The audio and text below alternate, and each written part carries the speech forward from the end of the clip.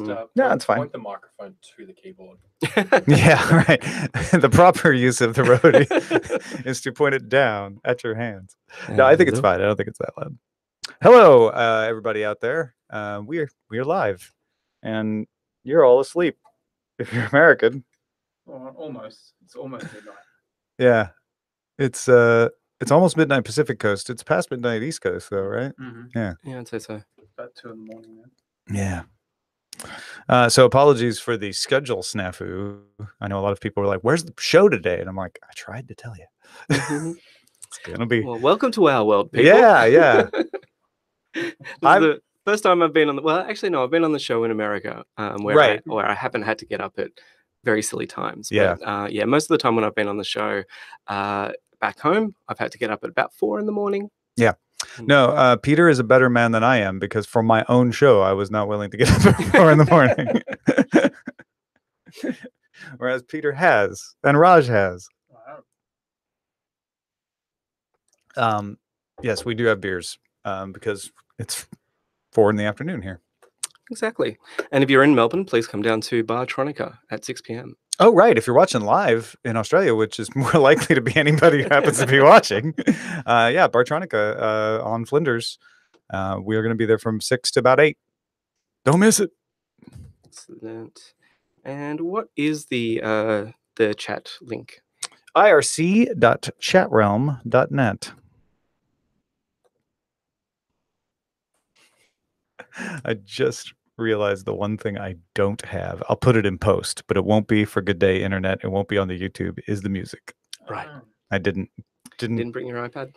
I brought the iPad, but I brought no way of connecting it into my system. I usually use a USB mixer, which I cheaped out and did not pack with. Right. So, would have solved so many problems for James, but James overcame my oversight, and we're here anyway. So. It cost $99. How much was the mixer? We didn't have to, we could have ordered one on Amazon Prime now. Damn it. We have Amazon now, right? Or not yet? We have not good Amazon. So far we've got Amazon that it's okay for books and Kindles, and everything else is pretty much drop shipped from America. So it's basically a very nice storefront for Alibaba. Right. Somebody was going to try to buy something and have it shipped to someone here from, like, they were in the US, so they were going to go on Amazon and have it shipped here, and they're like, no, we can't do that. Yeah. I think it's just because of the things with the restrictions on what's actually in the catalog, maybe. Yeah. I keep meaning to have things ordered and sent to my hotel for when I am in the States. There's a journalist who often travels with me, who, like, on the third day I walk out and she's got like 7 boxes from Amazon of things she can't order. And I was like, why do I never remember to do that? Or maybe we'll just all sing the music. I can play it off my phone. Yeah. I've got it all in here, so it'll just take me another minute or 2 extra after we're done. Are you guys ready to get rolling? Yeah. All right, cool. Happy to. We have 3 or 4 people in the chat room, including W. Scottus 1, who's still up. Look at that. That's fantastic. All right. And you've tweeted out a link and all that? Yeah, it auto tweets when we go live, so hopefully. Oh, a couple more. Hello. All right. Here we go. Daily Tech News Show is powered by you. To find out more, head to dailytechnewsshow.com/support.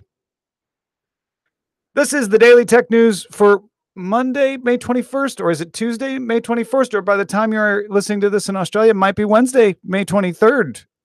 From Australia, I'm Tom Merritt, and joining me, very happy to have Peter Wells, reporter for The Age. Hello, Tom. Good to have you here, mate. Thank you for having me. Also, Raj Deut, editor of Reckoner. Hello, how are you? Good. Thanks for joining me, man. Oh, no problems. Thanks at a decent hour for all of us. Very happy that it's a decent hour for a change. It has actually just turned happy hour here. We've already got the beers out. We do. It's a beer Friday on a Tuesday, which is some people's Monday, and will soon be Wednesday. For those of you, I've decided now. I was thinking about this. There was a lot of confusion over when today's episode was going to come out because we're doing it afternoon Melbourne time, and afternoon Melbourne time is like midnight in Pacific time or 11 p.m. or something like that. And so you'll end up actually kind of getting 2 episodes on a Tuesday for those in the other hemisphere, that other hemisphere over there that we're not in. That now doesn't matter to me suddenly because I'm not in it. But it made me think a lot of people in the US listen to Daily Tech News Show the next morning because it comes out in the afternoon and they're like, oh, I'll just listen to it on the way in. I've noticed how it is definitely a morning show in Australia because it records about 4 a.m. So by the time you get up and get ready, it's the perfect morning show. So really, we should be introducing DTNS with the next day's date or your days of date. DTNS is like my morning riding to the train. Yeah. Ride to work on the train. Like, yeah, these are the headlines. Oh, these are the headlines I'm going to talk about today on Reckoner or somewhere else. It's a very informative service that I use, Tom. Now, I'm sure Sarah and Roger will stop me, but I'm going to decide to always use Australian dates from now on. Excellent. Yeah, that won't work. Well, welcome everybody to our Roundtable show. It's a little bit different. Usually we do these on Fridays at the end of the month, but because I was going to be in Australia, the timing worked out for us to do it a little bit earlier. And it's the show we do once a month where we expand the regular show into a full-fledged Roundtable discussion. We do a full hour of discussion while we cover all of the topics of the news of the day. In those discussions, we will still start with a few tech things you should know. Sources tell Reuters that the U.S. and China are near to a deal to remove the order banning the U.S. from supplying ZTE. That deal may involve China removing tariffs on agricultural goods from the U.S., but that might mean ZTE would unpause its business. I don't know the format. Sorry, am I allowed to discuss a little bit? Yeah, well, you can one or two lines, sure. Yeah. Yeah, well, it just this is actually a big deal for us as well because everything you do becomes a trade deal between us, and so ZTE is now no longer available here, and that's actually a lot of the phones that say your Telstra and your Optus sell unbranded are ZTE handsets. So I know a lot of people at Telstra particularly are scrambling over this news. Yeah. Take the next one.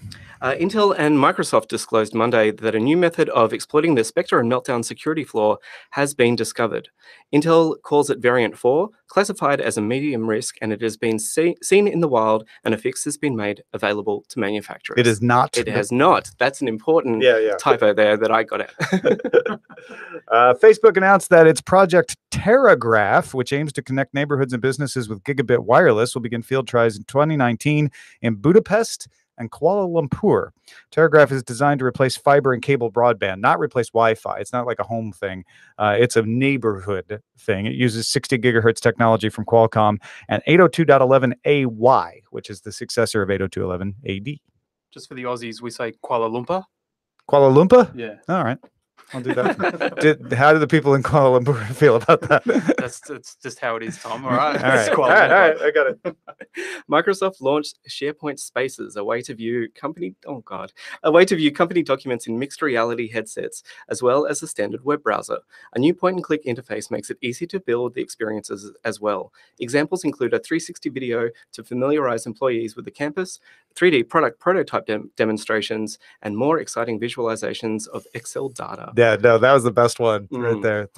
I've been to a Microsoft event where they had the virtual room set up, and it was basically like walking around Tony Stark's apartment, but there were Excel spreadsheets on the wall, and I just thought, who would want this experience? They had like a map with the data arising out of the regions, and it's very impressive. Google removed the main instance phrase, "Don't be evil," from its code of conduct sometime in late April or early May. The phrase has been Google's unofficial motto and part of the code of conduct since 2000, with a long description out of it saying, this is why you shouldn't be evil. This is what that means. Now, all of the things about why you shouldn't be evil and what it means are still there. It's the phrase that disappeared. The phrase hasn't entirely been expunged, though. It is mentioned still in the final line of the code of conduct document. That line is, "Don't be evil, and if you see something that you think isn't right, speak up." So it's kind of just bad PR more than anything. I don't know why it disappeared. Yeah, that's what I was going to say. I mean, once you are known as the company that has "Don't be evil" in your code of conduct or whatever it was, in your motto, you can't take that away. There's no way you can take that away without everyone reading into that. Yeah, I feel like it was a mistake Mm. that somebody who didn't realize edited Yeah. the document or something weird. Chinese regulators approved the sale of Toshiba's chip unit to Bain Capital. Toshiba Memory is the #2 producer of NAND chips in the world. All antitrust approvals have now been received. That's a big deal. China was holding up, and it was looking like they may not be able to sell that. It's a big deal for Toshiba because of Westinghouse bringing them down. So that's another significant move in the whole Chinese tariffs, international trade relations situation. Finally, the website finder.com.au says its survey shows the average amount spent on a mobile plan in Australia has declined from $48 a month to $44 a month. The drop is attributed to fewer people paying off the cost of their handset as part of a mobile bundle. 26% of Australians were on a mobile bundle this past year, down from 36% last year. That makes total sense to me from the people I know. I think that the main bell curve, the main people in that bell are probably still just on a 2-year plan, and they upgrade when their 2-year plan ends. But I know a lot of people on the sides there, the kind of nerds who upgrade all the time, have totally gone prepaid and have moved to buying their own devices outright. And then on the other side of that spectrum, there are the people who are just holding on to their iPhone 6 or whatever it was because it's still a very good device, and they've taken that opportunity to drop down to a lower tariff. Yeah, I mean, I do it with my mom where I send the phone that I've been using to her because I always buy it unlocked, and it gives me that flexibility. I don't have to worry about it being locked or unlocked or anything. It's always mine. I've paid it off because I buy it outright, and then I can buy a new one myself. And it's always fun to watch the accounts catch up as we move the SIM card. Mm-hmm. It'll be a couple months where it'll be like, we don't know what device you're on, and then they'll finally figure it out somehow. All right, let's start with we've got 2 patron suggested discussions that we're going to do today. The first was suggested by Alan Shar. He asks, how deadly are the creatures in Australia really? Then says, more seriously, in what ways does Australia's proximity to Asia affect Australian tech? On his first question, I've not yet been killed. I've been here a week and a half. Yeah. We do have quite the selection of deadly sort of animals around. Where I grew up, we had great white sharks. There's also redback spiders and the brown snake. Mm-hmm. Yeah, Mm-hmm. brown snake, which are 3 of the most dangerous animals in the world. They're pretty prolific when it comes to the top 10 of deadliest animals. I grew up regularly having redback spiders in my woodshed. Mm-hmm. And I tragically went to school with people that were taken by great white sharks out Oh, surfing. wow. Yeah. So it isn't the most ridiculous concept. I shouldn't laugh. Sorry. I don't go in the ocean, but personally. Well, we have great whites in California as well. Yeah, but yours it seems like they're not the same. Come on. Somehow yours are worse. Well, where I grew up is a migration point for great white sharks. That makes sense. A place called Port Lincoln. So it's they are very common there, and people travel from around the world specifically to go cage diving with great white sharks. Wow. So it's known as a point to go see them. But yeah, there's a lot of stuff around that'll kill you here, but it's not like they're walking down the street with you. I haven't even seen a wombat.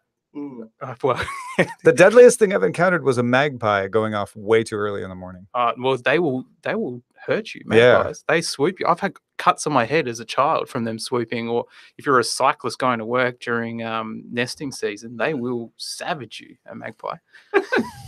Anyway, so come down. It's a great place to visit. Visit. That's it for the Australian Tourism Board. Yeah. Now, for the second part of the question, I think sadly, I wish we were more integrated in Asia in terms of tech. I think there are many opportunities there that we're missing out on that is probably due to kind of a political thing, and not a specific political party or anything, but just a kind of a strange holdback of whatever is promoting that. I don't want to get too far into politics. Well, it seems like you should have an influence because you're so close to China and Indonesia, but proximity in geography is not the same as proximity in trade relations or whatever. In the psychographic space, Australia is much closer to the United States and Europe, right? Absolutely, and I think that's one of the reasons why one of the benefits that Asian companies see in Australia is that there are quite a few Asian companies that will use Australia as a kind of test bed for their products, and also to test kind of how their marketing message works in a Western market, because we're a very small market, so you can make mistakes here and it doesn't really impact too much, but even though we're a small market, we're a very highly developed market. We buy a lot of tech. We're very early adopters according to all of the studies we see. We tend to buy phones faster than anyone else in the world, and we tend to even as expensive as they are. Yeah, we do love our tech down here. So we become, I think, a very good A/B testing market for those kind of things as well. So you see brands like Huawei and Oppo kind of trying here first, and then whatever works here kind of gets exported out. And they'll even do, so Oppo, for instance, will do, they did a whole marketing campaign based around a European football team here.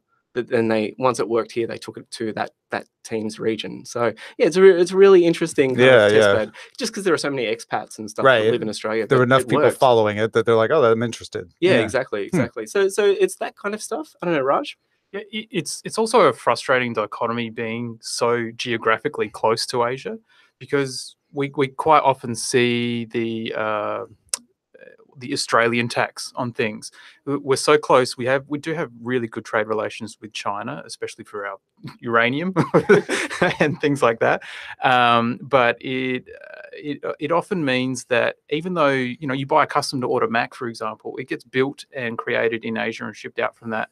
But you are effectively paying the US price converted plus a little extra. And it is quite frustrating from a consumer standpoint being here and being so close that we are paying extra on top of what the regular conversion might be, because the products are built and the shipping arrangements are catered for US companies, not for Australia. Yeah, and Sydney's closer to Shenzhen than LA, but yeah, we still pay more. I was talking with somebody about that earlier this week, and how we were trying to figure out why that is. Because theoretically it should be much cheaper to ship something here, because you can just write down the little. I guess it's farther south than it looks on the globe, but it's still closer than LA, right? Well, Perth, which is the most isolated capital city in the world, is actually closer to Singapore than any Australian capital city. Yeah. So why Perth should have the cheapest Singapore electronics. You should be able to have buy anywhere outside of lenses Singapore for pennies in Perth, but you can't. Well, is that, and I think you mentioned that, but it's because all of it's the economy of scale, right? They're set up to send everything to North America or Europe, and you just don't have as much demand because of the population in Australia is not as large. Is that why? I think it's also just a company like Apple famously will build everything around the US market. So it'll be the marketing is built around the US market, but also the pricing. And so a company like Apple will price the iPad in US dollars, and then whatever that price is, like products can fluctuate so much in this country based on how well the Australian dollar is doing, and not actually how it's doing at the time, but how Apple's accountants project it will be try doing to over the kind of steer course. against it. So like 1 year the iPad might be $460. The next year it might be $520, based on just what they see in the markets moving. Well, and Europe is kind of your control factor there, because even though they build around the US market, they do it's not as expensive in Europe as it is in Australia, relatively speaking. It doesn't seem like it is. But then when Brexit happened, you saw them start to do the same steering with the pound, because there was more volatility there. Yeah, I mean, I think it all kind of balances out. We do pay our general take-home pay is actually quite high when you look at it that way. So yeah, we do pay a lot of that would be coming in as tax as well. Some of the kind of Australia tax that you see is actual Australia tax. Yeah, right. But that we make it up in the fact that our wages are probably a little bit higher. There's no New Zealand headquarters that they can get around. No. Okay. Well, I think we'll move on to our second patron suggested topic. This is from Mike Weissman, who asks, could you discuss how Australians view net neutrality, and how does their government regulate the internet. Now, I'm very curious to hear what you guys think of the whole net neutrality debate in the US, but then I think it gives us a nice window to talk about MBD and Telstra and how things have differed here in general too. Yeah, well, our government sort of has a take on net neutrality by enforcing a terrible network that the Australian people have to use. Yes, exactly. It gives us a doorway right there, doesn't it? Straight into it. The NBN, yeah. No, look, that's not true. Net Or neutrality. MBN, yeah, I said Yeah, MBD. yeah, National Broadband Network, which is a government-funded infrastructure scheme to allow originally to put fiber to everyone's home. Every home in Australia would have a fiber connection.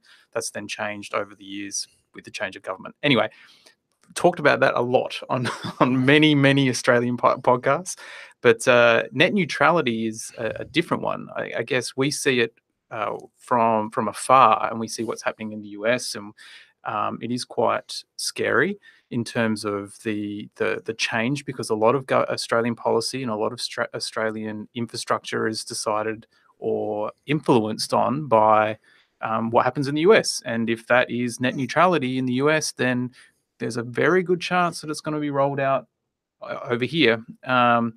We're seeing different things around mandatory metadata collection by internet providers in Australia as a security implementation that the government has enforced now, and doing a whole sort of range of different things, very much bordering on the net neutrality sense. So I wouldn't be surprised if we start hearing sort of rumblings or talkings of it in the next 5 years or so, that's the way that it will go if it eventuates in the US. But we don't really know how I don't really know how it's going to affect us in terms of accessing US services from here as well. Like, does that mean that our wholesale partners that have Pacific cables that go across to the US will be pulling down data because the endpoint on the West Coast has agreements with the bigger providers? Or does that mean that they retain that sort of even playing field and everything's just piped out at the same speed? Like that sort of stuff hasn't really been conveyed, and the general Australian public, I don't think, even knows what net neutrality is. And it's also a confusing talk point from, is net neutrality a good thing or a bad thing? People just hear the words net neutrality. They don't know, like, sometimes the word neutrality is a bit obfuscated in a way that it doesn't really stand out, that no, net neutrality is kind of what you want. You want this even playing field, but people just sort of see a headline or don't really understand it. So I don't think we're generally educated in it over here. A lot of us technically inclined people are, but it's all a bit of a wait and see type of situation for us, and hopefully it doesn't come out in the US. Well, I think, or the loss of it. We without getting too far down the rabbit hole of net neutrality again, because there are so many different opinions on it, and we've done shows about it before. But the upshot is, if you have enough competition in markets that do, net neutrality is often not a problem. So in Korea, for instance, the government has taken the role of fostering competition, of making it easy for multiple fiber operators to run fiber into a particular building. And net neutrality isn't a concern then, because anybody who changes how they manage traffic risks losing customers if they do it in a way the customers don't like, right? And then we see other systems like in England where they've done open loop bundles, saying all we're going to do is say, if you build the network, you have to open it to competition. In the US, what's happening is they're saying we don't want regulation, but we also don't want to foster competition. So you're kind of getting the worst of both worlds. What's it like in Australia with the National Broadband Network? It's not the only option for people, and it's kind of government run, but not. Well, it's supposed to be the government run side of things is supposed to be the pipes, the backhaul, and that then a retailer or a reseller would then sell you the internet package over those. So the pipes. government lays the cables and then Exactly. says, we'll charge you to get access, and then you build your business on it. Exactly. Okay. Exactly. And I think net neutrality, first of all, as Raj said, it's a terrible term. It needs better marketing. It has done for years. But I don't think it's ever really kind of grabbed the attention of Australians as it should have. And I think part of that is because there really has never been really net neutrality in this country anyway, which is really sad. Like in the sense of, you know, like where I've just moved into, I only have the option of ADSL. There is no higher, there is no cable. I finally did find a wireless internet provider, which is a whole another story. But you don't have fiber. But no, we don't have fiber. We don't have just even HFC coaxial. Is it supposed to come to your neighborhood someday? Is that yeah, when we moved in, it was supposed to come in March, and now it's Mhm. I think June next year. But yeah, it's just one of those things. So I know when I hear Americans on various shows talking about, well, I've only got the one choice in my area. What they mean is I only have the one choice of cable in my area. We don't normally even have the choice of cable. We have ADSL or nothing. Mhm. And so I think that has kind of, you know, has blunted the argument a little bit anyway. It's like, well, my internet sucks. Like, who Yeah. cares? Like, you know, how could they make it any worse? You know, so it's like that scene in Life of Brian, if you know what I'm talking about. Yeah, But right. it's just it's a strange situation. And then on the other side, we have like on the mobile devices, we have really, really strong competition.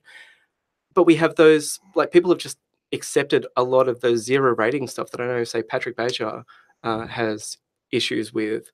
So, for instance, if you're on Telstra, you get the AFL for free. If you're on Optus, you get soccer, the Premier League for free. If you're on Vodafone, you get Netflix for free. Now, is this I'll stop on your that wired or on your wireless? Wireless. There you go, Wireless, on your okay. cell phones. We and have stuff, so- similar things like Verizon will give you the NFL if you're on, stuff like Yeah. that. So yeah, okay. So it's a weird one. I mean, so where do you sit with that? Do you feel comfortable With the about paid zero the zero rating thing? Yeah, which is Yeah, it's a different thing. it's but like- slightly.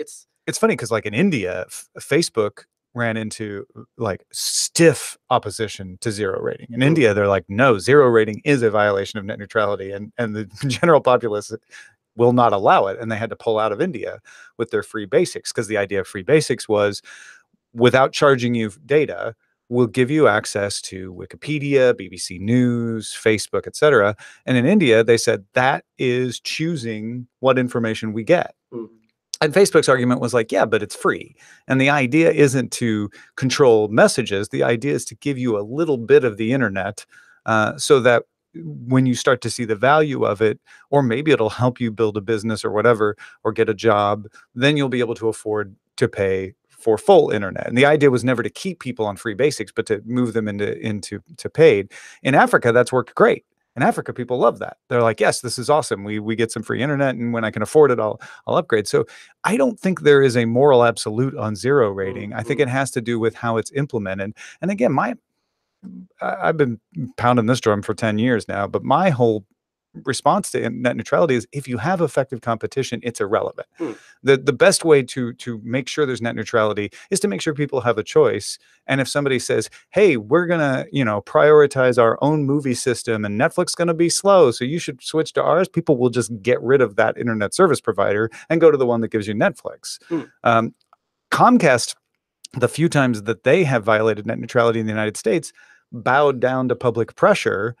And it's still without saying, well, it wasn't a violation. We weren't snooping for BitTorrent packets, but just that much made them bow out. Imagine if they could actually switch to something viable. So to me, zero rating is like, well, I think it's fine if you have a balanced playing field where people can decide, yeah, I don't like that zero rating thing. But I don't like that if it's unchecked. It does allow the carriers to start to pick winners and losers. And the whole beauty of the internet was that anybody could access it and start something. And I think, the best way to look at that is to actually even go further up and say it's not just about net neutrality when it comes to competition. That's how capitalism works. Like, capitalism is fine system. I'll go for fine because it's an American show.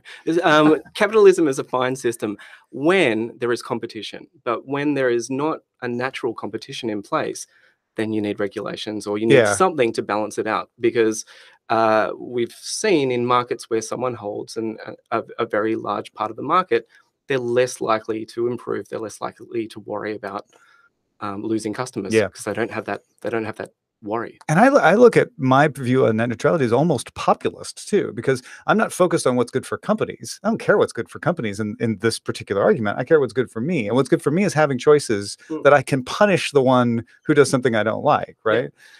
And that's why I really Yeah. appreciate our phone networks here, at least in terms of the cellular side of things. I've switched phone companies all the time. Like I'm not loyal to my companies at all. If someone's offering a better deal, I'm happy to walk away. And because our system makes it so easy to just immediately port your number, and 2 hours later, all of your your phone is working again. It's back online, and there's no, I never get a ding for breaking a contract or anything else. That makes them work really hard to keep me. And Yeah, it makes a difference. The only other thing I'll add is that really with the NBN, going back to Australia, in that we should have the most net neutral country in the world. If we've got an infrastructure theoretically Yeah. that is controlled by the government, it is provided by the government, provides an equal playing field for every internet provider in the country who wants to operate in the country. It's the same pricing, the same infrastructure, the same delivery network. We should have the most neutral network in the world, but it's being thrown out of proportion and whack because of the ridiculous pricing that they have on the wholesaling. It's coming in, it's being fixed, but very slowly and poorly.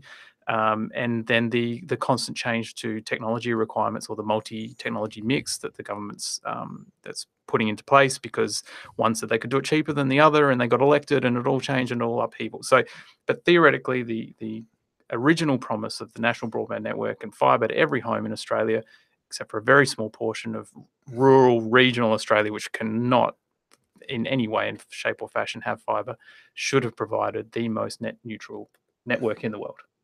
Sadly, that's not the case. Well, and the reason is it's hard to have a neutral network when there's one person in charge of it, right? And in this case, the one person was the government, but the government, it wasn't a violation of net neutrality the way we think of, which is, oh, Telstra decided to downgrade Netflix so that they could push their own video, or Foxtel got in and published their video ahead. That's usually what people think of, is like, oh, you'll slow down the competition. What happened here was just a different sort of like, well, we're in charge, so we're not going to do all the things that need to be done to create an effective network.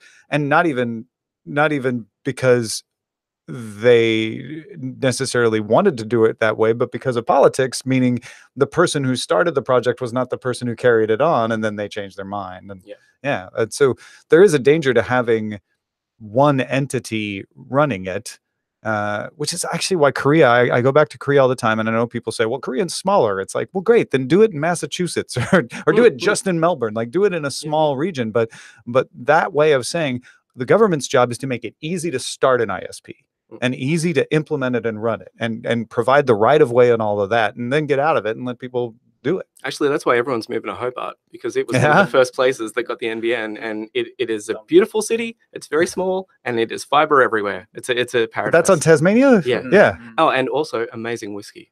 Yeah? Huh. I always identify Hobart with the big dishwashing machine we had at college, because it was a Hobart dishwashing machine. I don't know if that's any connection though. Probably not. But that's what I think of as a huge dishwashing machine. And now I have a much better image for the word Hobart, which is a beauteous land of flowing broadband. And whiskey. Yeah, you got me. Maybe I should just move to Hobart and do the show from there. I'm thinking about it, man. It sounds quite enticing. How many things kill you in Hobart? Nothing. Yeah, it's way too cold. All of the stuff that'll kill you. The Tasmanian devils aren't that devilish. They're almost extinct, Yeah, right? Yeah, sadly. So Do they have snakes? look, we'll talk about snakes later. Tasmanian Tourist Board is getting computer. We'll talk about snakes later.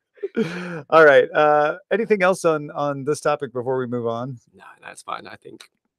All right, let's talk, Raj, about what you were wanting to bring up. What's your topic for the round? I'm just going to steal the mic away from. Yeah, sure. I was just going to talk about E3. It's coming up. We're a little under 3 weeks away. I'm heading over to the wondrous land of the home Los of the Angeles. free. Yeah, home of the free. Home of the free. And the land of the brave. Land of the free and the home of the brave. Yeah, that one. I'm heading over there. That's where you're from, Tom. To Los Angeles for the electronic something. Entertainment Expo. Yeah. Thank you. I should know that. This is my 5th year or something there. It's turning into a bit of a carnival, I think, E3. It opened up for the public last year. Yeah. changed significantly with that move. There's only a limited number of spots, but it's definitely changed the way that the expo runs. Second year round running, they've sold out obviously of all those tickets, which I think were around $250 US a pop. So not that cheap. But then if you weren't media or invited anyway, it was about $1,000 to go. It's this weird sort of game with E3 now of the companies trying to almost beat it in a way, to run their own show independent of it, make the announcements leading up to it.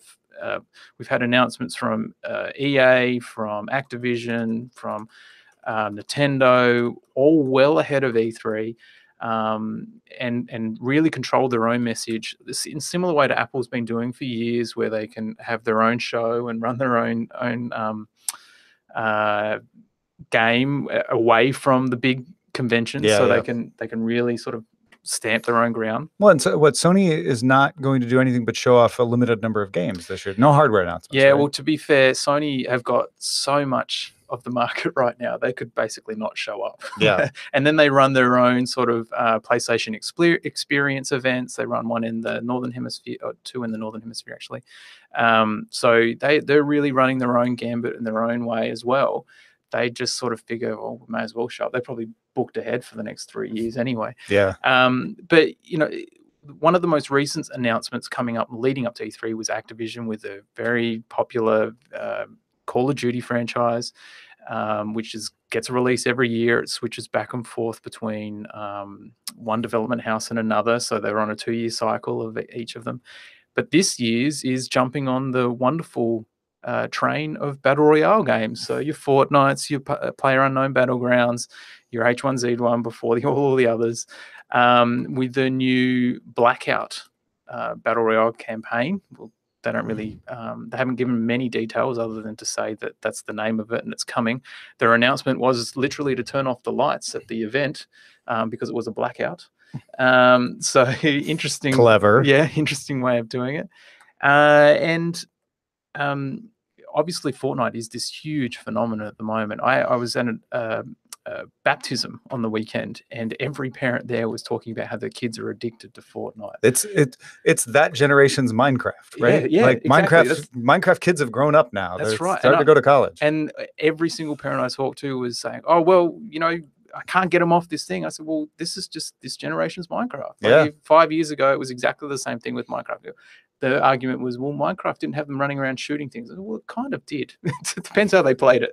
So, but anyway, so the new Call of Duty is coming out with their version of Battle Royale.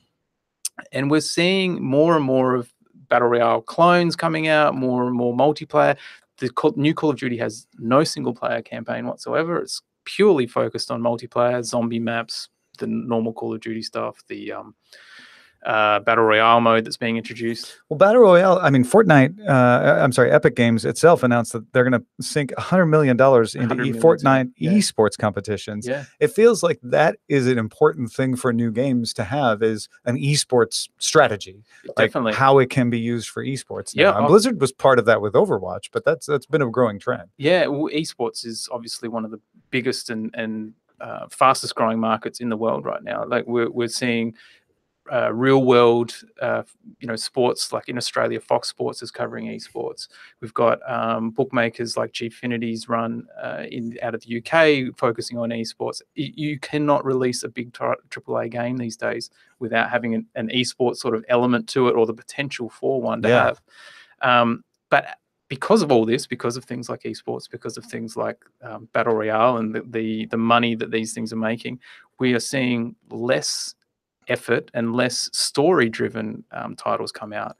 There was God of War, which recently came out, was critically acclaimed, and my review of that is still forthcoming. It's coming, I promise. I finished writing it yesterday. It's one of the few things we're seeing less and less of these story-driven things and more of the multiplayer experience, because they're the ones making money. They're the ones that are capturing people. They're the ones that have the longevity of and they can keep adding seasons or colors or skins or loot boxes and all these different things. And sadly, it's at the detriment of storytelling. Yeah. And I, for one, want the storytelling. It's hard to sell a game though at US $60 or $109 or whatever it is here that doesn't have that longevity anymore, because these are free to play games like Fortnite. So what do you do? Like, how are we going to lose this? Is it going to be gone forever? Do we have to rely on indie games? Like, it's quite sad to see this sort of tilt shifting, and games like God of War or Horizon Zero Dawn last year, or The Last of Us, which is probably another massive one from Sony that's coming out, but that will have multiplayer. Like, where do we see this going? Like, I don't want to see the death of single player or campaign driven games. I mean, generally, the history of gaming is the trend is started by something successful, and it's just like movies, right? And so everybody starts making the vampire movie. Everybody starts making the first-person shooter or the the MMORPG, or now it's the PUBG bandwagon. But it doesn't kill the other types of games. What it does is it forces someone, sometimes indie, sometimes not, in my opinion anyway, to jump in and say, we're going to do this other style really good, and we're going to do this really well.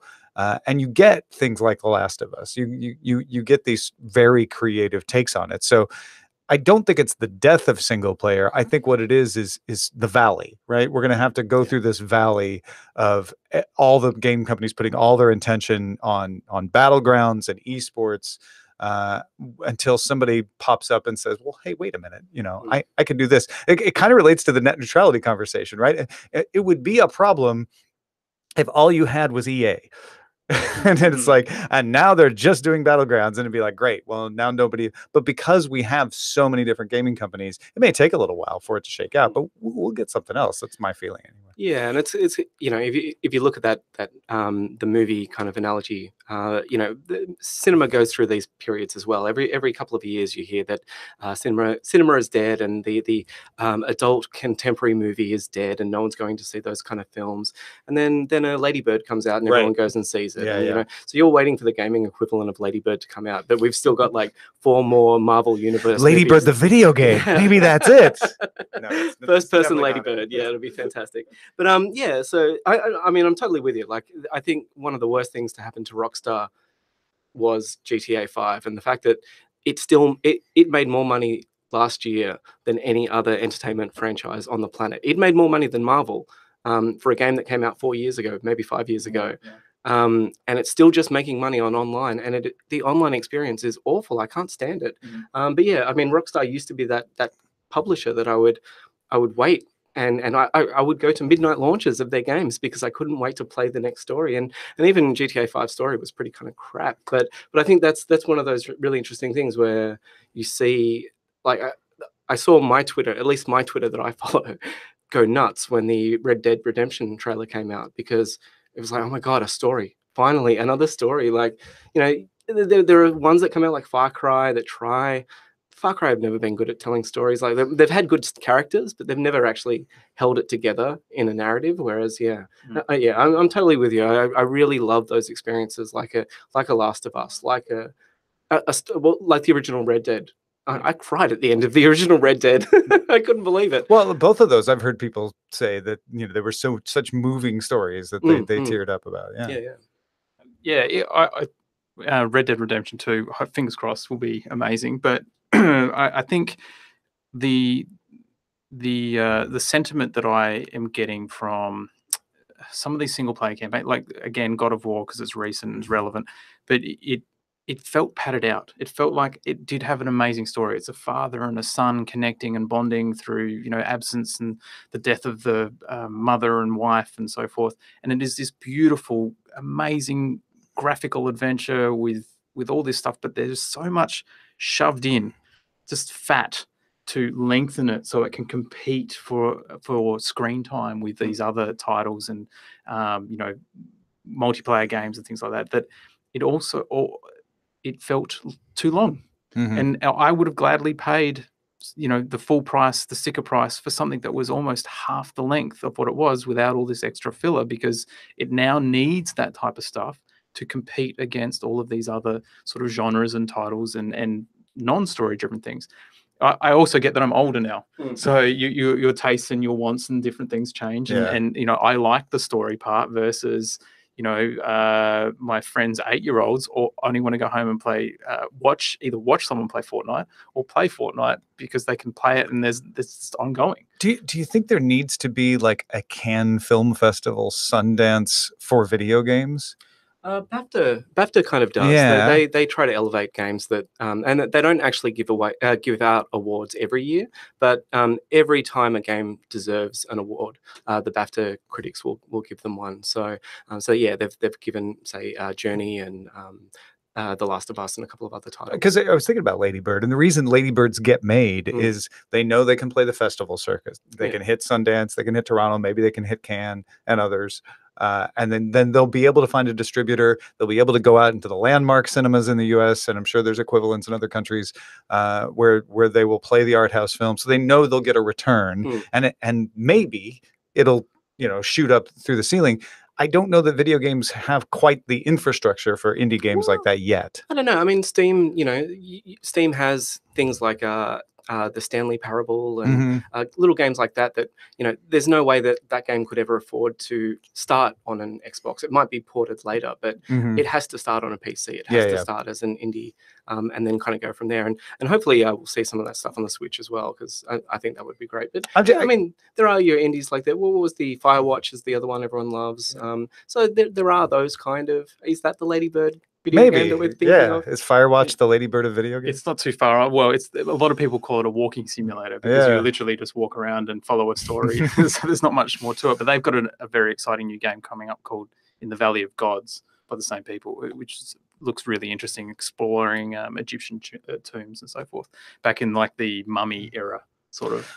I guess what I'm doing is I'm putting together the fact that E3, as much as you're preparing for, you kind of know what you're going to get. Oh, definitely. You know ahead of schedule what the big ticket items are. There's probably one or two potential sort of big reveals, but a lot of them are leaked. Like Walmart Canada leaked one of the massive reveals from Bethesda with Rage 2 coming out. So all of this stuff, whether it was leaked on purpose or leaked by accident, it's sort of it stammers out beforehand so they can control their own message and get it out there and build that buzz. And E3 turns into not a press coverage event, but an opportunity for people to go and play games. Well, I mean, to be fair, that's what Cannes has been for the last 30 years. So I guess that really has become. It has morphed. In my head, E3 is CinemaCon, which is in Las Vegas. You never hear much about it because it's the movie studios coming out to the theater owners and saying, this is when Superman will come. This is when Spider-Man will come. Like, these are all the big things. And I don't know that there's a Sundance of video games where you can be surprised and you don't know quite what's out there. Maybe you don't need it. Maybe Steam is, that's a good point. You kind of don't need a distributor deal when you can just put it out on Steam.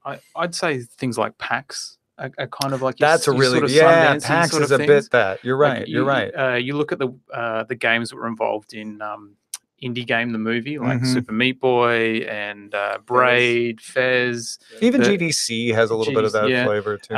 One that comes straight to mind is a title called the Dragon Cancer, or that Cancer Dragon, which was a game that a father made for his daughter who had cancer at a very young age and sadly passed away, and that was his way of dealing with it. There was a documentary made about that, which I originally saw at the Melbourne Film Festival, which led me to the game.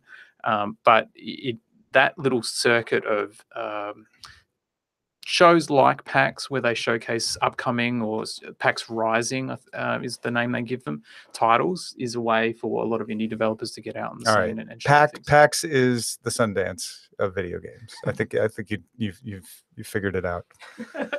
Anything else before we move along to the next one? See you in LA. Oh yeah, absolutely. Right. Let's finish up with Peter's discussion topic. What do you got for us? I was just, really interested in seeing the Google I/O announcements, specifically the Digital Wellbeing Initiative.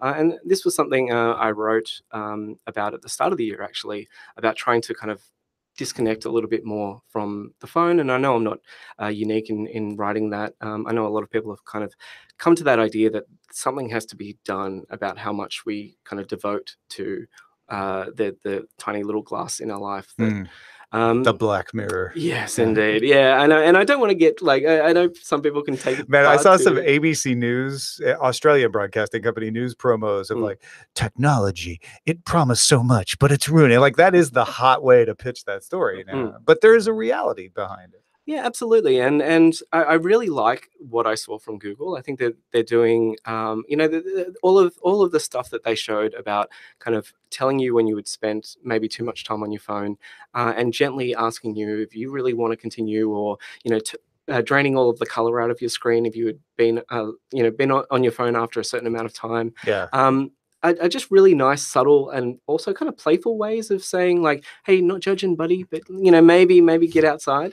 And it's really, I find it really frustrating as an iOS user that you can already kind of get stuff in the Play Store that can, because of the way Google has written Android, that can kind of take over your phone and really force you off the phone if you want that. To be there with your permission. With your permission, exactly. I mean, there's also malware that does that, but that usually gets kicked out of the place. Or it pretends to be Facebook. But whereas in iOS, of course, that third-party app developers don't have that that power over the operating system. So we're relying on Apple to actually build some of this stuff into the system. And I find it really interesting, actually, now that I've actually started giving my 2.5-year-old an iPad, really gently introducing an iPad to her. Like we've been, showing it to her for just a couple of minutes at a time, and she can't watch any videos on it. It has to always be an active engagement. It has to be she's playing with something or whatever. She can't just sit down and watch some kind of game for 6 or hours. educational thing. Or, Exactly. And that has been going okay. But I kind of wish that there were more tools built in. Like right now, I can stop her from buying in-app purchases. Right. I can't give her a really friendly way of saying that the iPad only works from 6 p.m. till 8 p.m. And if she's been on for more than 30 minutes, it's going to slowly kind of fade to black and tell her to get up and do something else. And of course, I'm in the room. I'm not trying to say that she has to be, like my iPad has to do. Maybe take responsibility, Dad. Yeah, right. No, but you need a helping hand. People who say that are often not parents, because if you're a parent, it's much easier said than done. Absolutely, and the iPad, like I said, we are really slowly introducing this because we don't want it to become something that she's obsessed with. And even after a couple of weeks, she is already like, "Hey, where's the iPad? Can we play with the iPad? Hey, where's that iPad gone?" That's fun. Yeah, because it is. It just works. I mean, it's like the size of a widescreen TV for her perspective. It's the size of the iPad Pro is the size of the television I had growing up. Yeah, right. It's 13-inch. So like, it's pretty much it. Yeah. But when I look at it anyway, like take that outside, like to take the parental stuff aside. I actually need my phone to look after me and my time on my phone far more than I'm watching her use of technology. I'm more concerned with my own use of technology, and I know how bad I am at like disconnecting from email, disconnecting from Slack, disconnecting from Twitter, and I'm just wondering, like, do you guys have any of those kind of any of those systems in place? Raj? Kind of, yeah. If I'm writing, I air gap myself. I literally cut off any network connection because I cannot concentrate on anything except my writing. I can't even have music unless it's sort of a classical something I can't tap my foot along. I'm the same way. Anything with words will pull me out. Yeah. I really have to sort of cocoon myself in an environment that I cannot be distracted by things. And in my new, I just started a new role, a day job a few months ago, excuse me, and it's a lot of learning. You're all coming up to speed with new systems and tools and stuff like that. My multitasking has gone out the window. I really need to dedicate myself to being focused on the one particular task that I'm doing, completing that task, and then moving on to the next task. Whereas before in roles that I've done for years and years and years, it was very much, I'll pick this off here and I'll do this here and so this stuff.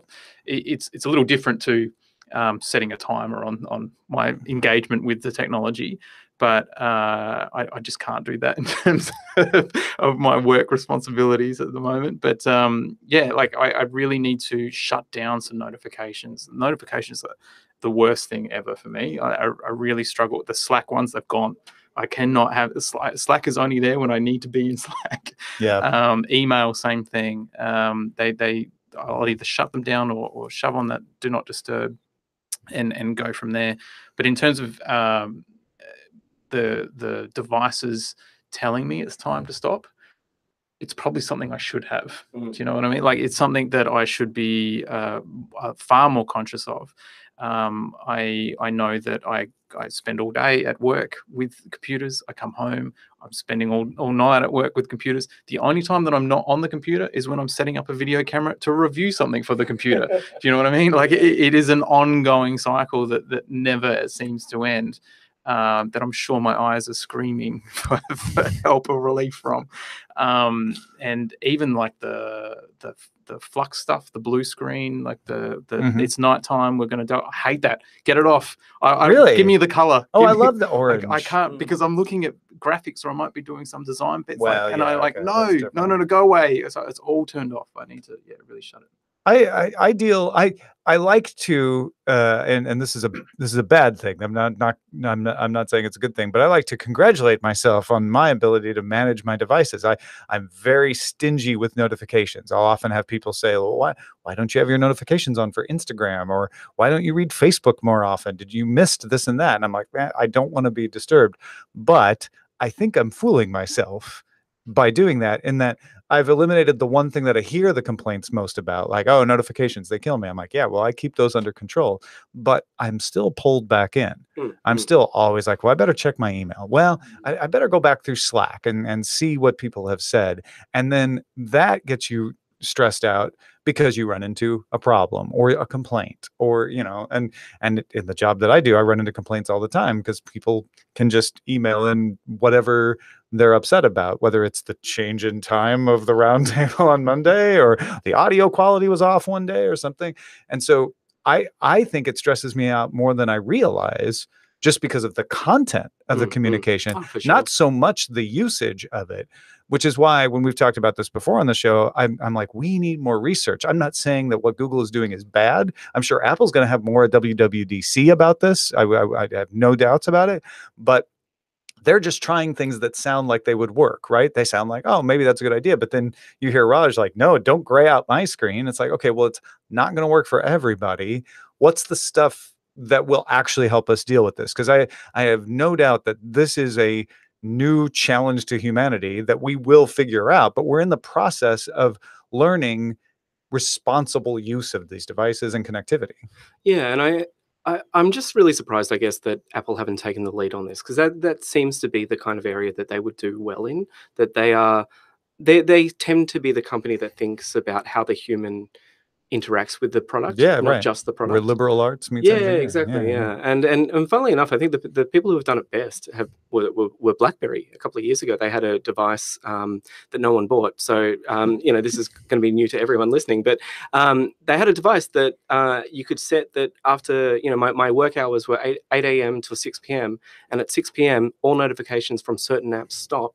And then they disappear. The apps actually disappear until the next day. And I kind of feel that you almost need to go that far, because in terms of email, so basically I've got one set of notifications on my phone completely, and that is my wife can notify me. She can get through. Yeah.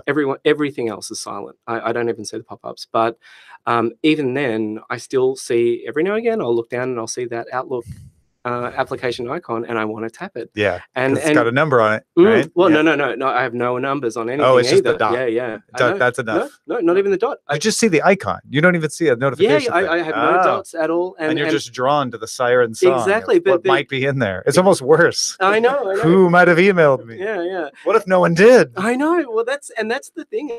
It's just like you know that. Like I've had to get into my head, and I think if you stop looking at it for a couple of weeks, it's like anything. You know, once you've stopped opening your email after a certain point, you realize that like the world didn't burn down around you, and you know you get a little bit. I mean, obviously some people have jobs where they can't, but I am lucky enough to have a job where I can most of the time. But yeah, you have to understand that, like you were saying, that it's actually the content that's going to either bum you out all night, because like how often do you open up an email and it's like your boss saying, "Oh, a bit disappointed." And you know, well, it's Saturday. If I reply now, it's going to be weird, and I'm Right. in a bad mood now, and so I probably should wait till I've calmed down. Yeah. And then I'm just going to stew about it all night, and you know, it's just ruined my weekend. And anyway, and then Monday, it's no big deal. I think that's the bigger problem because muting notifications or turning the screen different colors or whatever is certainly helpful in limiting our exposure to it. But like you said, just seeing that icon, right? And I do the same thing. I don't have notifications on for email at all from anyone, but I will constantly like, well, I better check. I better see what's in there. That's the thing we need help figuring out is like, how do you stop yourself from doing that? I'm pretty good in the evenings about saying, you know what, I'm just going to set that aside and I'm not going to look at it until tomorrow. But then sometimes I feel guilty, ridiculously, that like, oh, there was an email and I missed it, you know? And my wife, her job, they're 7 days a week, you know, they're always expecting a response because they have clients involved or whatever. And that culture needs to change. One of the greatest things, and Pete, you alluded to it with, you know, whether you can or you can't with your job, but one of the best things that I ever did was maybe 2 years ago, take my work email off my phone. I can no longer check my email for work unless I'm sitting at my work laptop or desktop or anything like that. Not only did I extended that out to Slack as well, took Slack off completely off my phone, and the world changed. Like I no longer was I bummed out because I got an email about something that wasn't working, because it wasn't my job to fix it until I was at work. So why should I be concerned or worrying or anxious or building up this anxiety when there's nothing I can do about it? I might not even be anywhere near a computer that I could do anything about it. So why throw that on myself? And I've never looked back. I will never, ever, unless it's an absolute requirement of my job, have my work email or main communication that is supposed to be used at work on me all the time. And it just completely changed my world. The other thing that I did was force myself to read at night. Like I would set an 11 p.m. that I would normally go to bed around midnight. 11 p.m., shut everything down, go to bed and read a book. One great book that I read, Tom Merritt's Pilot Please X. Stop. Thank you, though.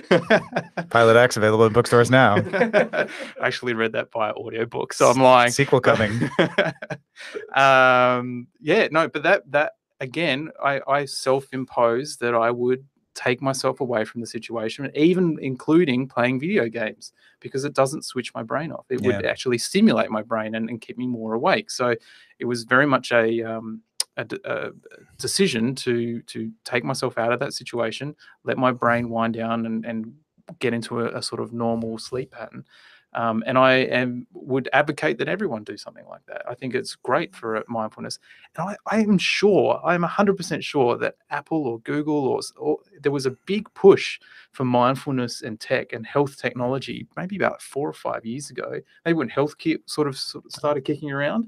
And then it all just went, we got some treadmills that worked with healthcare. And, we can tell you if you're having a heart attack because you're wearing a watch now, maybe.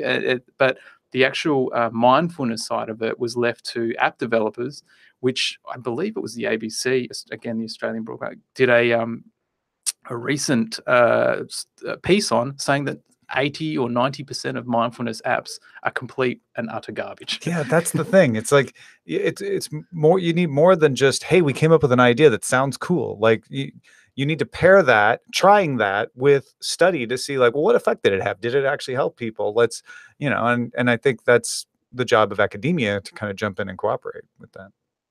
All right, we got a couple of bonus things here. First one is from me. I know both of you have preached the gospel of contactless payments. And I have intellectually realized, I have intellectually known that, yes, it's more common in Australia, but we do have it in the US. So I get how it works. Man, can I tell you, it is not the same at all. When I can go to a pie shop in Berrima, which is, population 20, and pay with my iPhone and they don't even blink, they're like, yeah, I think that works. Like everywhere. It changed travel for me because I didn't have to think about, well, is this card going to work or do I need to get cash? Just always the better option is to use my phone to pay. And I maybe of all the transactions I've made over the past week and a half, 2 or 3 have been like, oh yeah, that's not going to work. A couple of times it didn't work for other reasons involving the bank being weird, like, nah, we're not sure if that's you, but that's good. That's different. But most of the time it's just dead simple. Like, y'all were right. Yeah, no, it is one of the weird little frustrations about going to the US is you just forget that cash is still used in places, and it becomes, I mean, there are a couple of places that I visit regularly that ask for cash if you're spending less than $5. So Sure. that's it. That's as much as we were at the Victoria Market, which is this big, vast market, full of vendors, the kind of place you wouldn't expect credit cards. Almost like everybody. Pikes. Yeah. Like a huge Pikes, right? In Seattle, if you're not aware. So you wouldn't expect everybody to have credit cards, but they almost all did, except for the bratwurst place that I bought. And they're like, cash only. I was like, and I was 70 cents short. The guy was like, that's fine. So I went and I got 70 cents from my sister, who wasn't with me at the time, and I gave it to him, and he was appreciative. But it was the one exception that proved the rule, because I hadn't even thought about getting cash, because I hadn't needed it up until that point.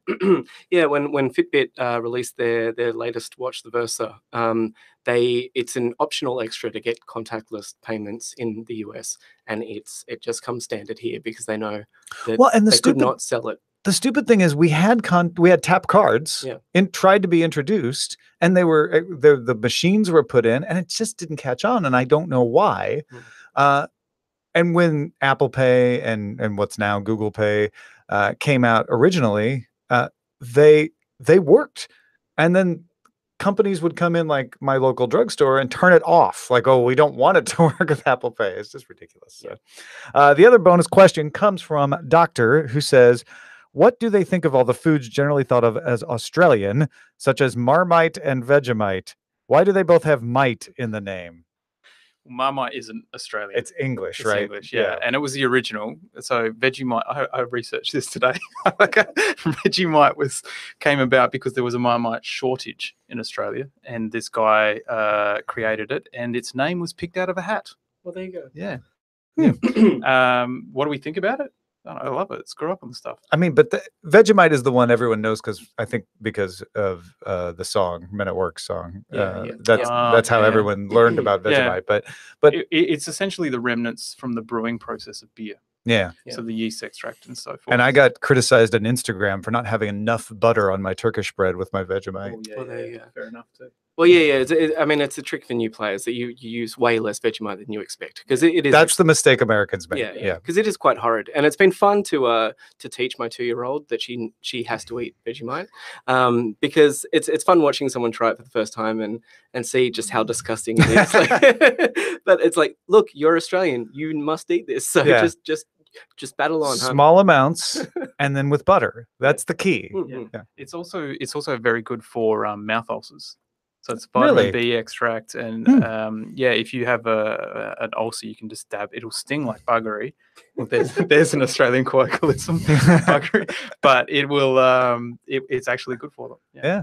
Well, and then so I was told. Could be wives' tale. Now I don't know if these are pan-Australian or just the regions I was in, but schnitties.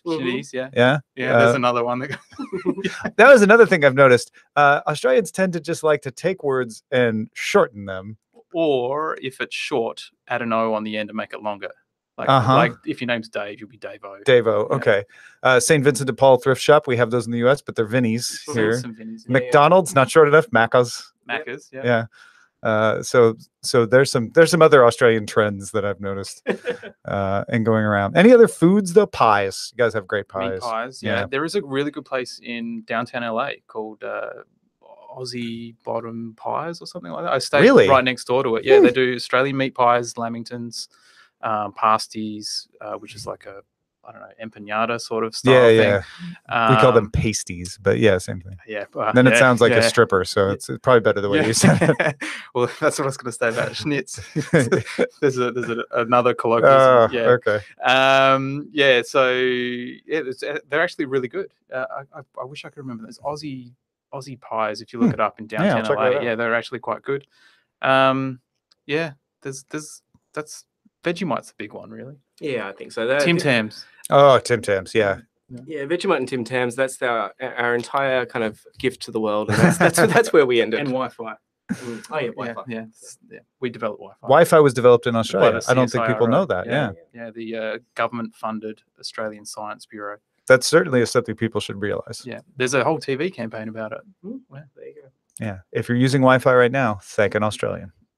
You'll find one eating Vegemite nearby at a pie shop. All right. Thank you guys for doing this. This was great fun. I know you had to rearrange your schedules to come down here, and I really appreciate it. So Raj, starting with you, where can people find what you're doing online? You can find me at reckoner.com.au. We just launched a new podcast called I Don't Quite Know, which you will be hit up for shortly. I will be honored. It's a podcast where I talk to a bunch of people that I've met around the world about something that they're not quite known for. Oh. So the pilot episode was with an Australian video game presenter called Stephanie Ben-Dixon, and we talked about the anxiety of content creation and being a woman and being on TV and body image and all those types of things. So yeah, it's been really well received, and it's a part of our Patreon launch. So if you want to jump on that train, by all means, it's just go to reckoner.com.au/Patreon. Yeah, and that's where you find pretty much everything from me these days. Excellent. Peter Wells, thank you as well. Where can folks find what you're doing? Oh, thank you. Yeah, follow me on Twitter, Peter Wells. And I'm sure it'll be in the show notes. And I'm actually launching something too, which is kind of cool. The Age has finally given me a column to talk about podcasting, which might be near and dear to the listener's heart. So yeah, so that's going to be fun. I'm going to, right now I've got a weekly tech column with them.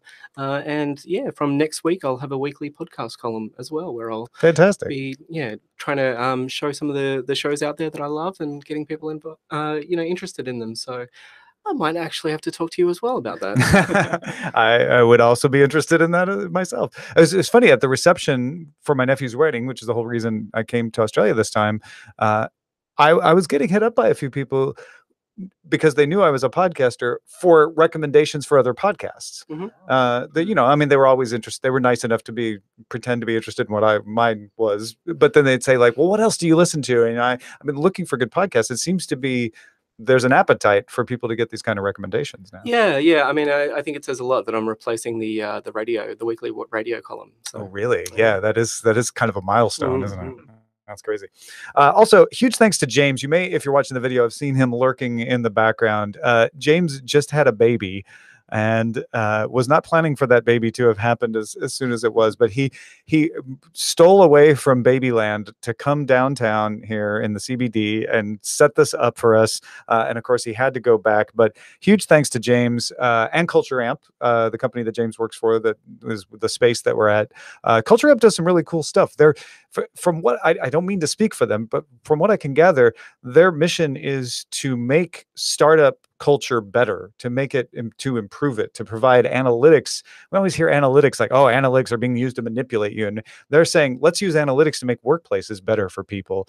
So that's a pretty cool mission to be on, and very generous to let us use this space.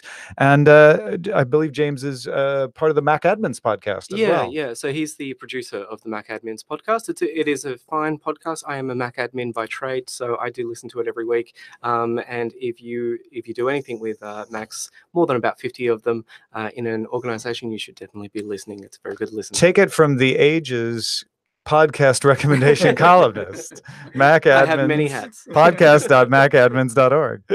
Hey, folks, if you'd like more of these roundtable shows, we usually do them, the normal way out of the studio in Los Angeles, but we did have an all-Canadian episode. We've had an all-Australian episode. We had an all-space episode. We like to pull them around themes and look at all these various ways of looking at technology to change the perspective.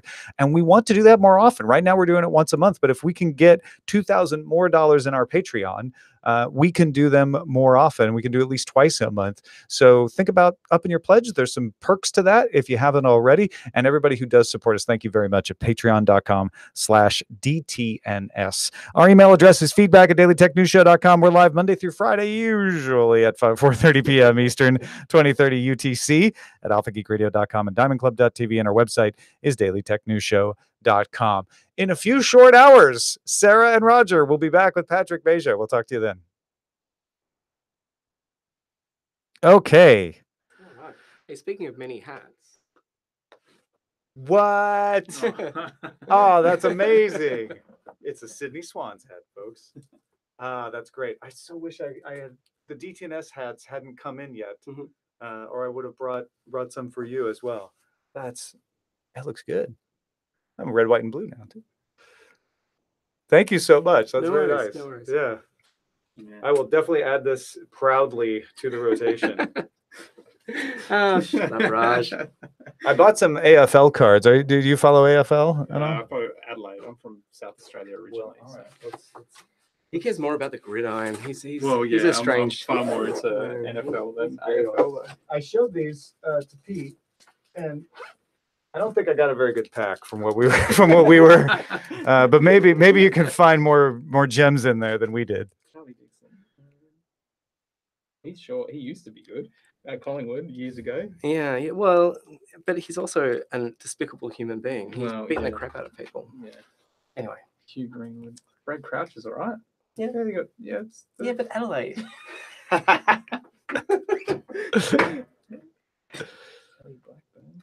Yeah, no, does she play in the AFL or? No, there's a WFL. That was the WFL. Okay. Yeah, that only started last year. He's good. Trent Cotchin. Yeah. They won last year. I'm getting a lot of Yeah. it's that kind of pack. Yeah. My Nothing sister amazing. was laughing at me when I bought those. This was one of those last minute we were checking out at a 7-Eleven, and I'm like, oh yeah, the pack of those too. Did it come with gum? No Just gum, the pack. just the pack. Wow. Yeah, I think they got rid of the little powdery. No, you get these like special foil cards now Yeah, instead. yeah. I think. Sadly. Oh, hey, Bleak. Bleak says, "Nice seeing you in Sydney. Nice seeing you as well."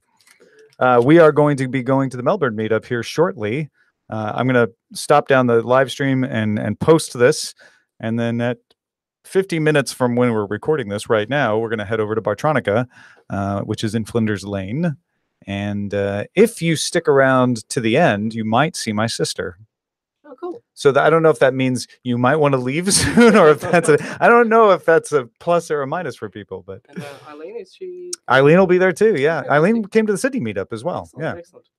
Yeah. So my sister and Eileen will be showing up because we've got dinner plans that they're going to drag me away for. But 6 to 8, if you're there for that, we'll be hanging out and having some beers.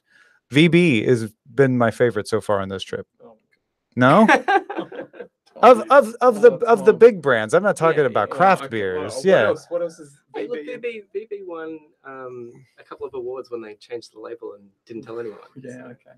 But what Like else if is- you go in- German style. yeah, kind of, it's easy drinking. Yeah. No, I don't know. Couldn't tell you the others. Oh, Cooper's Pale. No. Okay. Yeah. No. No. No. West End Draft. I don't think I've had that. Borex. Pressman cider was another one that I like. Well, make sure you have some Tasmanian whiskey before you All right. leave. Yeah. Yeah, Lark is incredible. Well, pick me a good Tasmanian whiskey to ply Eileen with, so Mhm. that I can convince her that we have to move there to take advantage of the good broadband. Because Silverlark won the gold Mm. world awards one year.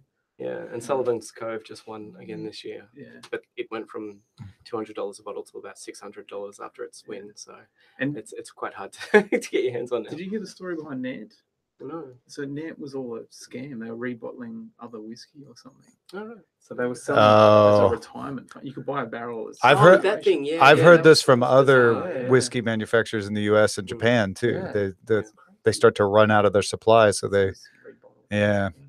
Yeah, in fact, Suntory, I think, is not going to make the Hibiki that was featured in Lost in Translation anymore because they ran out. Yeah, right. And rather than pull a scam, they're like, we're just going to retire the 15, I think. I think it's the 15. Anyway, thanks for joining us on Whiskey Talk. Very important part of the Bleak show. it bought me a Pressman's at Hart's Pub, the Sydney meetup. Yeah. And that started my love affair with Pressman's. They had Pressman's at the reception. Oh, cool. And I went up to the counter, and the nice bar person explained the 2 ales that they had. And I saw the Pressman's tap, and I was like, so is there no Pressman's? Thinking like, oh, maybe it was out or something. She's like, oh, you want a cider? And I'm like, yes, I do. Thank you very much. But you guys seem to have a lot of ciders here. Yeah, they're really popular at the moment. Yeah. Yeah. I wish they were more popular in California. They're very popular in Seattle. And I think they're starting to get more popular in LA, but I do love a good cider. All right, we are gonna end the video stream here, but thanks everybody for staying up late if you're in the US, or just hanging out in the afternoon if you're in Australia or somewhere else in the world. We'll see you later.